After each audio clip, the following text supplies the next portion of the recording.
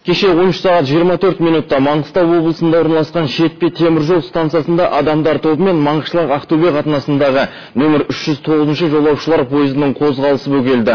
Пойыз ішінде 300-ден аса жолаушы болған. Қозғалысты бөгеген адамдар тобы Жаңаөзен қаласындағы жаппай тәртіпсіздіктер қатысушыларын қолдауға шақырумен шықты.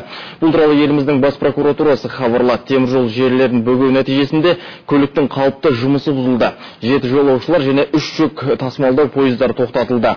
Прокуратура қызметкерлерімен берілген заңды түсіндіруіне еленмей, сондай-ақ полиция қызметкерлерінің және жергілікті атқарушы органдардың талаптарына бағынбай, акцияға қатысушылар пойыздардың қозғалысы үшін темір жол желілерін босатудан бас тартты.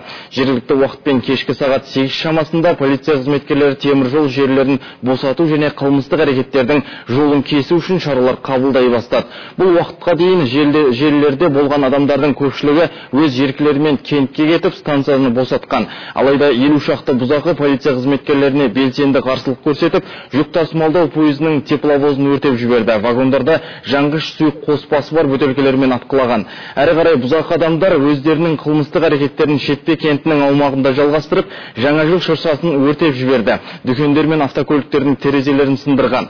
Қылмыскерлердің әрекеттерін тыюға әрекеттенген полиция қызметкерлері жанғыш сұйық қоспасы бар бөтелкелермен жаудырған бұзақылар тарапынан шабуылға ұшырады. Сондықтан Ақтау станциясындағы ішкі істер жол бөлімімен қылмыстық іс қозғалды. Бұзақылардың әрекеттері бейбіт азаматтардың және полиция қызметкерлерінің өздерінің денсаулықтары мен өмірлеріне айқын қауіп төндіргенін ескере отырып, полиция қызметкерлері қару қолдануға мәжбүр болды. Алдын ала мәліметтер бойынша Маңғыстау аудандық ауруханасына оқ ату жарақаттарымен 12 жәбірленуші түсіп, оның ішінде 1 адам қайтыс болды. Құқық қорғау органдарымен қылмыстық әрекеттерге тосқауыл қою, заңдылық пен құқықтық тәртіпті қалпына келтіру, азаматтардың құқықтары мен бостандықтарын қорғау үшін барлық қажетті шаралар қолданылуда.